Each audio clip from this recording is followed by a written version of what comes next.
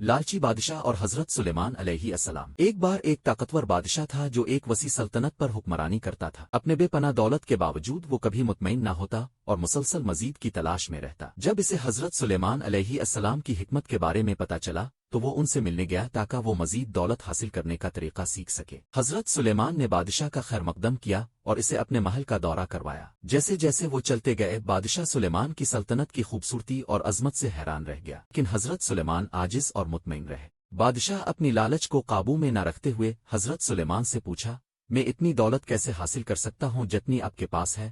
حضرت سلیمان مسکرائے اور کہا، حقیقی دولت مال و دولت میں نہیں بلکہ قناعت میں ہے۔ پھر انہوں نے بادشاہ کو ایک کھیت کی طرف لے جایا اور کہا، ان بیجوں کو بو دو اور ان کی دیکھ بھال کرو، یہ تمہیں صبر اور قناعت کی قدر سکھائیں گے۔ بادشاہ مزید دولت کے لالچ میں بیج بو دیتا ہے لیکن جلد ہی بے صبر ہو جاتا ہے۔ پھل آنے کا انتظار کرنے کے بجائے وہ انہیں کھود کر سونا تلاش کرنے لگتا ہے، لیکن اسے کچھ نہیں ملتا۔ حضرت سلیمان نے فرمایا، لالچ دل کو اندھا کر دیتا ہے، حقیقی خوشحالی انہی لوگوں کے پاس آتی ہے جو صابر اور اپنے پاس موجود نعمتوں کے شکر گزار ہوتے ہیں۔ بادشاہ نے آخرکار سمجھ لیا کہ اس کی سب سے بڑی غربت اس کی لالچ تھی۔